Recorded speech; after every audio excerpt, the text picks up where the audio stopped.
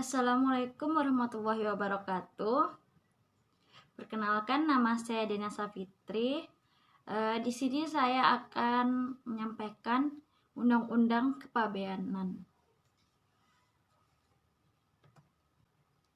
Undang-Undang Republik Indonesia Nomor 17 Tahun 2006, Pasal 1. Dalam undang-undang ini yang dimaksud dengan 1.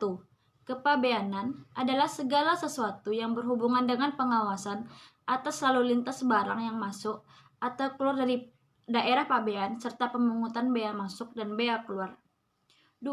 Daerah pabean adalah wilayah Republik Indonesia yang meliputi wilayah darat, perairan, dan ruang udara di atasnya, serta tempat-tempat tertentu di zona ekonomi eksklusif dan landas kontinen yang di dalamnya berlaku undang-undang ini. 3. Kawasan pabean adalah kawasan dengan batas-batas tertentu di pelabuhan laut, bandar udara, dan tempat lain yang ditetapkan untuk lalu lintas barang yang sepenuhnya di bawah pengawasan Direktorat Jenderal Bea dan Cukai. 4. Kantor pabean adalah kantor yang dalam lingkungan Direktorat Jenderal Bea dan Cukai, tempat dipenuhinya kewajiban pabean sesuai dengan ketentuan undang-undang ini. 5. Pos pengawasan pabean adalah tempat yang digunakan oleh pejabat bea dan cukai untuk melakukan pengawasan terhadap lalu lintas barang impor dan ekspor. 6. Kewajiban pabean adalah semua kegiatan di bidang pabean yang wajib dilakukan untuk memenuhi ketentuan dalam undang-undang ini. 7. Pemberitahuan pabean adalah penyataan yang dibuat oleh orang dalam rangka melaksanakan kewajiban pabean dalam bentuk dan syarat yang ditetapkan oleh undang-undang ini. 8.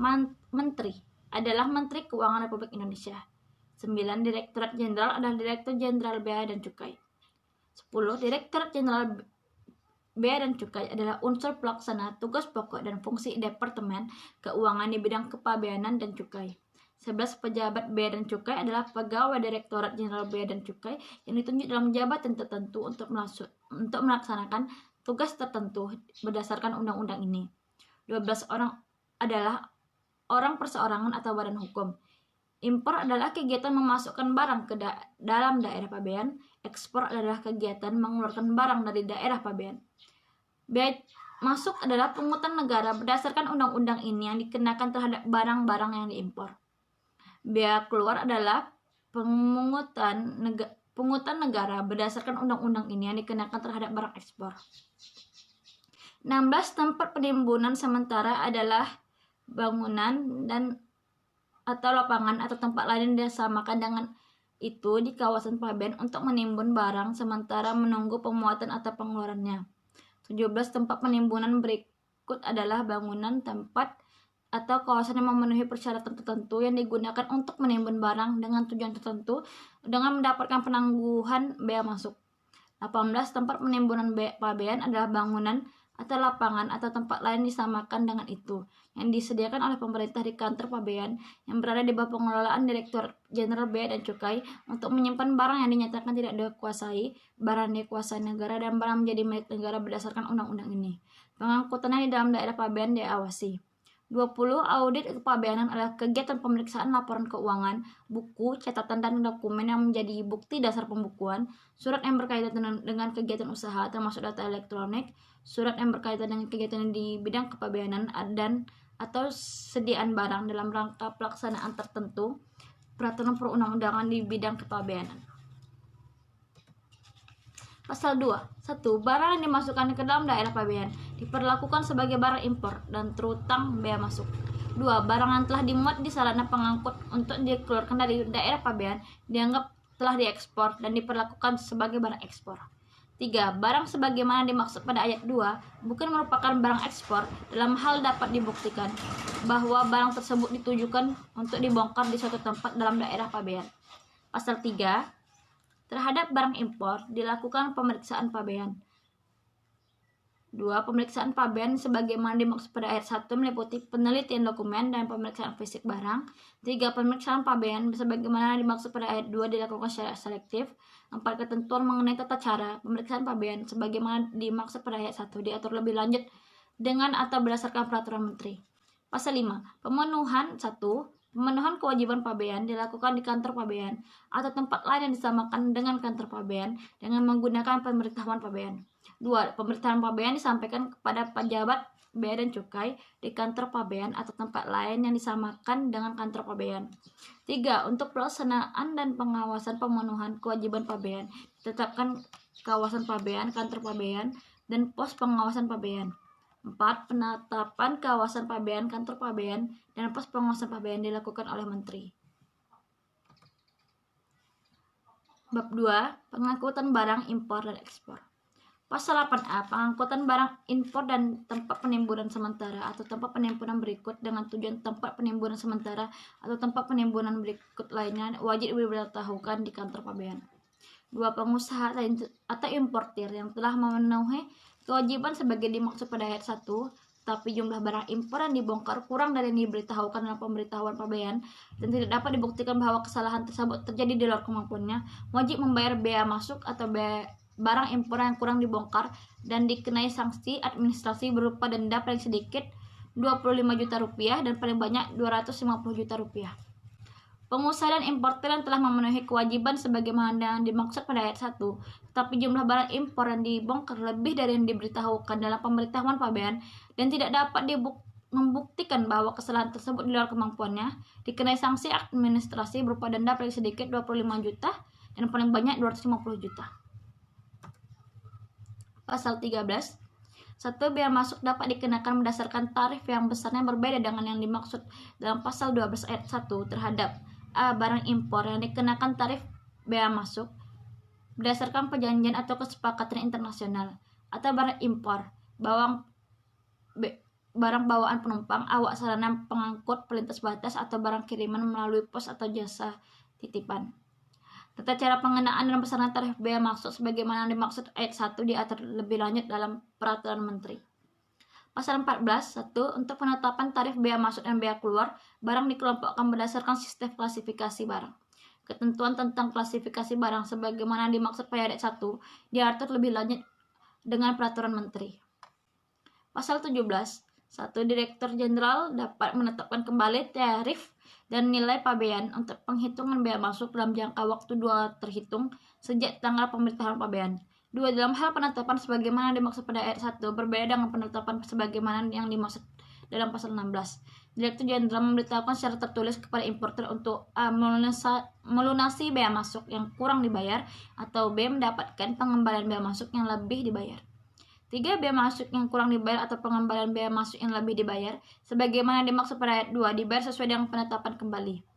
4. Penetapan kembali sebagaimana dimaksud pada ayat 2 apabila diakibatkan oleh adanya kesalahan nilai transaksi yang diberitahukan sehingga mengakibatkan kekurangan pembayaran bea masuk, dikenai sanksi administrasi berupa denda paling sedikit 100% dari bea masuk yang kurang dibayar dan paling banyak 1000% dari bea masuk yang kurang dibayar. Bab 4. Bea masuk anti dumping, bea masuk imbalan, bea masuk tindakan pengamanan, dan bea masuk pembalasan. Pasal 27. 1. Pengembalian dapat diberikan terhadap seluruh atau sebagian bea masuk yang telah dibayar atas A. Kelebihan pembayaran bea masuk sebagaimana dimaksud dalam pasal 16 ayat 5, pasal 17 ayat 3, atau karena kesalahan tata usaha. B. Impor barang sebagaimana dimaksud dalam pasal 25 dan pasal 26. C. Impor barang yang oleh sebab tertentu harus diekspor kembali atau dimusnahkan di bawah pengawasan pejabat bea dan cukai. D. Impor barang yang sebelum diberikan persetujuan impor untuk dipakai kedapatan jumlah yang sebenarnya lebih kecil daripada yang telah dibayar bea masuknya, cacat atau bukan barang yang dipesan, atau berkualitas lebih rendah. E. Kelebihan pembayaran bea masuk akibat putusan pengadilan pajak. 2. Ketentuan tentang pengembalian bea masuk sebagaimana dimaksud pada ayat 1 diatur lebih lanjut dengan atau berdasarkan Peraturan Menteri. Pasal 30. Importer bertanggung jawab atas bea masuk yang terutang sejak tanggal pemberitahuan pabean atas impor.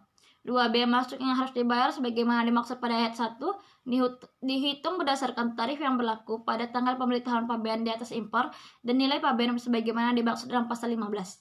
3. Bea masuk harus dibayar dalam mata uang rupiah. 4. Ketentuan mengenai nilai tukar mata uang digunakan untuk perhitungan dan pembayaran bea masuk diatur lebih lanjut dengan Peraturan Menteri. Pasal 32. Pengusaha tempat penimbunan sementara bertanggung jawab atas biaya masuk yang terutang barang yang ditimbun di tempat penimbunan sementara. Pengusaha tempat penimbunan sementara dibebaskan dari tanggung jawab sebagaimana dimaksud pada ayat 1 dalam hal barang yang ditimbun di tempat penimbunan sementaranya. A. Musnah tanpa disengaja. B. Telah diekspor kembali, diimpor untuk dipakai atau diimpor sementara. Atau C. Telah dipindahkan ke tempat penimbunan sementara lain, tempat penimbunan berikat atau tempat penimbunan pabean. 3. Perhitungan biaya masuk yang terutang sebagaimana dimaksud pada ayat 1 sepanjang tidak dapat didasarkan pada tarif dan nilai pabean barang yang bersangkutan, didasarkan pada tarif tertinggi untuk golongan barang yang tertera dalam pemberitahuan pabean pada saat barang tersebut ditimbun di tempat penimbunan sementara dan nilai pabean ditetapkan oleh pajak bea dan cukai. 4. Ketentuan sebagaimana dimaksud pada ayat 2 dan ayat 3 termasuk tata cara penagihan diatur lebih lanjut dengan atau berdasarkan peraturan menteri. Bab 10. Larangan dan pembatasan impor atau ekspor, penangguhan impor atau ekspor barang hasil pelanggaran hak atas kekayaan intelektual dan penindakan atas barang yang terkait dengan terorisme atau kejahatan lintas negara. Pasal 54. Atas permintaan pemilik atau pemegang hak atas merek atau hak cipta, Ketua Pengadilan Niaga dapat mengeluarkan perintah tertulis kepada pejabat bea dan cukai untuk menangguhkan sementara waktu pengeluaran barang impor atau ekspor dari kawasan pabean yang berdasarkan bukti yang cukup diduga merupakan hasil pelanggaran merek dan hak cipta yang dilindungi oleh Indonesia. Pasal 56. Berdasarkan perintah tertulis sebagaimana dimaksud dalam pasal 54, pejabat bea dan cukai pemberitahuan secara tertulis kepada importir, eksportir, atau pemilik barang mengenai adanya pemerintah penangguhan pengeluaran barang impor dan ekspor. B. Melaksanakan penangguhan pengeluaran barang impor atau ekspor yang bersangkutan di kawasan pabean terhitung sejak tanggal diterimanya perintah tertulis Ketua Pengadilan Niaga. Pasal 60. Dalam keadaan tertentu, importir, eksportir, atau pemilik barang impor atau ekspor dapat mengajukan permintaan kepada Ketua Pengadilan Niaga untuk memerintahkan secara tertulis kepada pejabat bea dan cukai agar mengakhiri penangguhan sebagaimana dimaksud dalam pasal 54 dengan menyerahkan jaminan yang sama sebagaimana dimaksud dalam pasal 5 huruf D. Pasal 75. 1. Pejabat bea dan cukai dalam melaksanakan pengawasan terhadap sarana pengangkut di laut atau di sungai menggunakan kapal patroli atau sarana lainnya. 2. Kapal patroli atau sarana lain yang digunakan oleh pejabat bea dan cukai sebagaimana dimaksud pada ayat 1 dapat dilengkapi dengan senjata api yang jumlah dan jenisnya ditetapkan oleh peraturan pemerintah. Pasal 76. Dalam melaksanakan tugas berdasarkan undang-undang ini, pejabat bea dan cukai dapat meminta bantuan Kepolisian Republik Indonesia, Tentara Nasional Indonesia, atau instansi lainnya. Atas permintaan sebagaimana dimaksud pada ayat 1, Kepolisian Republik Indonesia, Tentara Nasional Indonesia, atau instansi lainnya berkewajiban untuk memenuhinya. Pasal 78. Pejabat bea dan cukai berwenang untuk mengunci, menyegel, atau menyelekatkan tanda pengaman yang diperlukan terhadap barang impor yang belum diselesaikan kewajiban pabeannya atau barang ekspor atau barang lainnya yang harus diawasi menurut undang-undang ini yang berada di sarana pengangkut, tempat penimbunan, atau tempat lain. Pasal 85. Pejabat bea dan cukai memberikan persetujuan impor atau ekspor setelah pemberitahuan pabean yang telah memenuhi persyaratan diterima dan hasil pemeriksaan barang tersebut sesuai dengan pemberitahuan pabean. Pejabat bea dan cukai berwenang menunda pemberian persetujuan impor atau ekspor dalam hal pemberitahuan pabean tidak memenuhi persyaratan. 3. Pejabat bea dan cukai berwenang menolak memberikan pelayanan kepabeanan dalam hal orang yang bersangkutan belum memenuhi kewajiban kepabeanan berdasarkan undang-undang ini. Sekian, terima kasih. Assalamualaikum warahmatullahi wabarakatuh.